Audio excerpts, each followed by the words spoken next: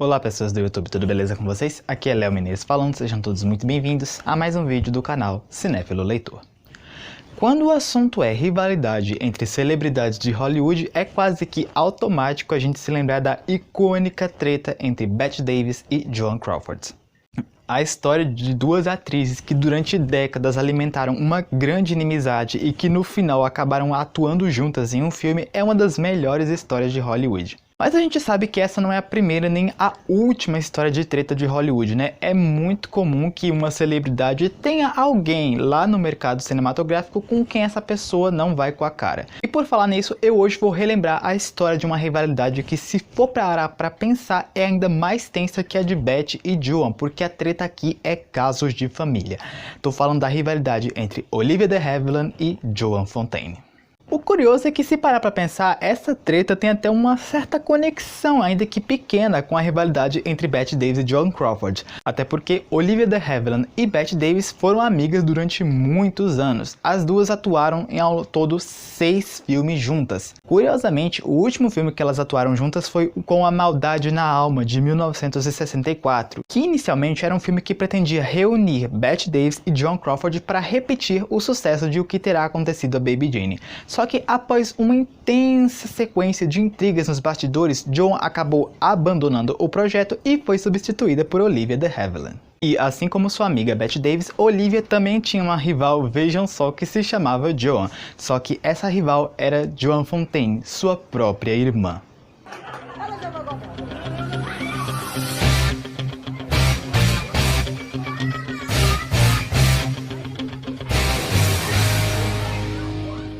Olivia Mary de Havilland nasceu em 1º de julho de 1916 e Joan Beavour de Havilland em 22 de outubro de 1917. As duas eram filhas do advogado Walter e da atriz Lillian de Havilland e ambas nasceram em Tóquio, no Japão, que era onde o pai delas dava aula em uma universidade.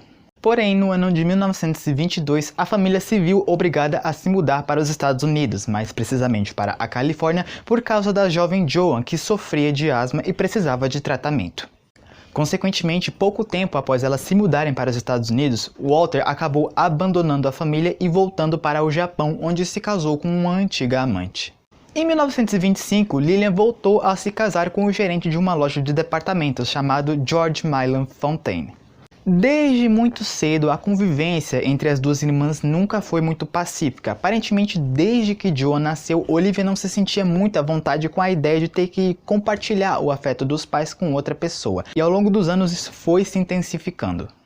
Joan já chegou a declarar em algumas entrevistas anos mais tarde que ela não se lembra de uma única memória boa partilhada com sua irmã na infância. Segundo o biógrafo Charles Higman, em seu livro Sisters, The Story of the Olivia de Havilland e Joan Fontaine, a inimizade entre as duas começou quando elas ainda eram bem novinhas, mais precisamente em certa vez em que Olivia rasgou uma das roupas de Joan apenas para ela ter que costurá-la novamente. Em outra ocasião, alguns anos mais tarde, Olivia tinha um trabalho de escola que era escrever uma espécie de testamento. E em seu testamento ela escreveu: "Deixo toda a minha beleza para a minha irmã Joan, porque neste momento ela não tem nenhuma." Até aí tudo bem, né? Briguinha de criança, mas em 1933, quando as duas irmãs tinham 15 e 17 anos, ocorreu um embate um pouco mais sério. Na ocasião, Olivia teria simplesmente empurrado sua irmã dentro de uma piscina e, não satisfeita com isso, pulou em cima dela, quebrando sua clavícula. Vou resumir com uma palavra: problemático.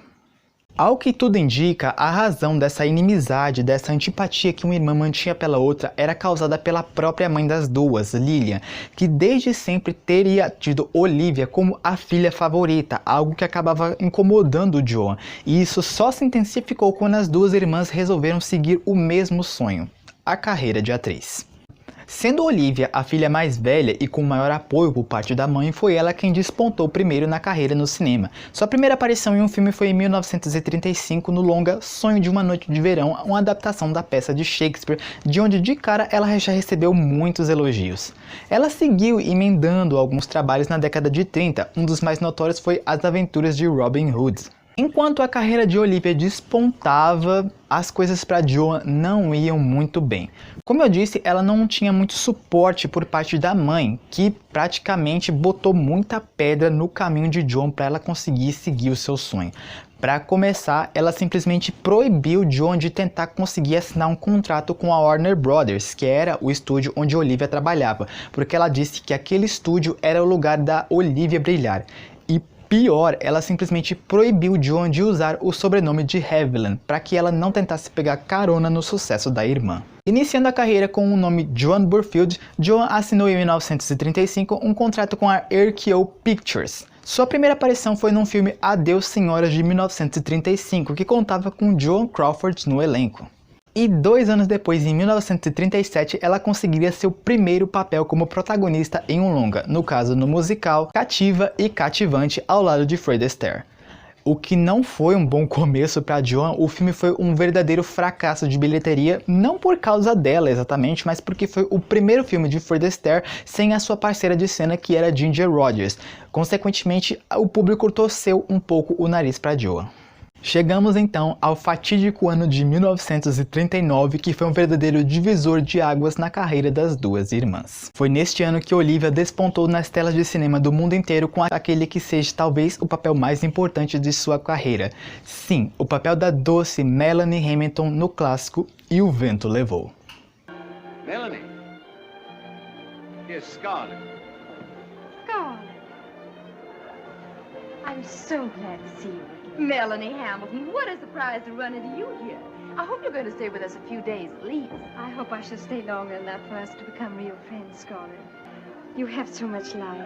I've always admired you so. I wish I could be more like you. O filme alavancou a carreira de Olivia de uma forma estrondosa, já que na época o filme foi a maior bilheteria de todos os tempos.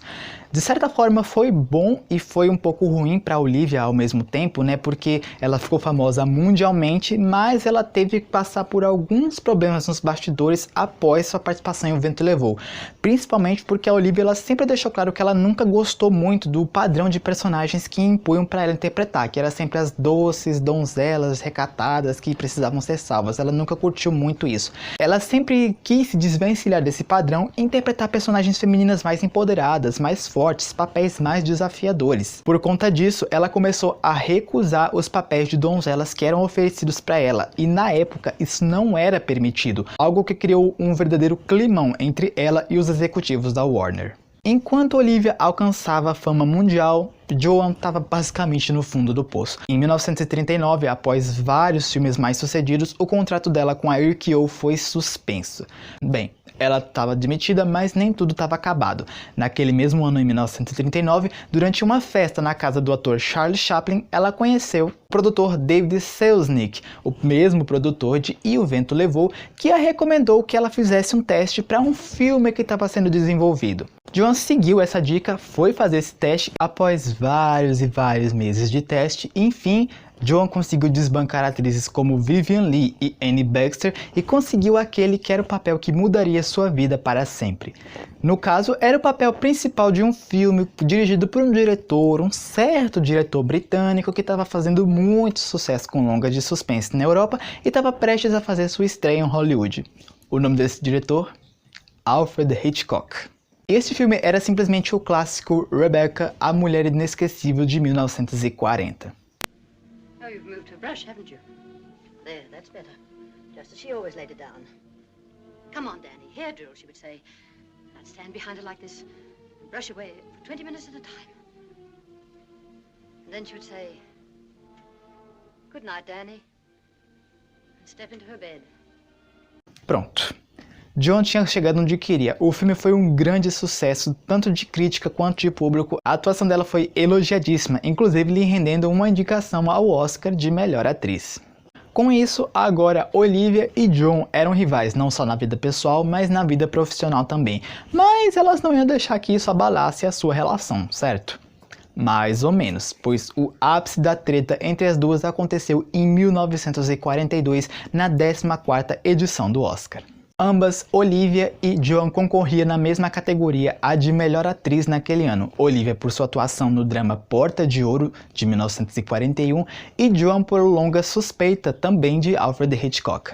e quem levou a melhor nessa noite, Joan venceu o Oscar de melhor atriz, no que foi considerado meio que um Oscar de compensação, que é quando a academia dá um prêmio para um artista como forma de se redimir por não ter dado o prêmio para ele numa ocasião anterior. Por exemplo, a Joan ganhou o Oscar por Suspeita, né, como forma do Oscar se retratar com ela por não ter dado a ela o prêmio de melhor atriz por Rebecca. Fato é que Joan ficou muito feliz com a vitória do Oscar. Ela ficou tão feliz e tão empolgada que simplesmente ignorou sua irmã Olivia quando a mesma veio tentar cumprimentá-la e parabenizá-la pela vitória. Tem quem acredite que a Joan meio que fez isso de propósito, né, como uma forma de vingança por todas as maldades que a irmã dela tinha feito com ela no passado, mas segundo o biógrafo Charles Hickman, isso foi um ato totalmente sem querer e inclusive, horas mais tarde, Joan se sentiu mal por ter ignorado a irmã. Mas Olivia guardou a mágoa por esse episódio por simplesmente 4 anos até o ano de 1946 na 18ª edição do Oscar, que foi a sua vez de subir ao palco para receber a sua primeira estatueta de melhor atriz por sua atuação no drama Só Resta Uma Lágrima. E assim como sua irmã, Olivia simplesmente ignorou completamente Joan quando a mesma veio cumprimentá-la e parabenizá-la pela vitória. Rola também um papo de que Olivia também fez isso porque ela teria ouvido sua irmã fazer um comentário um pouco ofensivo a respeito do até então marido de Olivia na época. Vale salientar que com essa vitória, Olivia e Joan se tornaram as primeiras e únicas atrizes irmãs da história a ganharem um Oscar de melhor atriz. Eu acho que dá pra dizer que o banquete do Oscar serviu um verdadeiro torta de climão para essas duas naquela noite, né?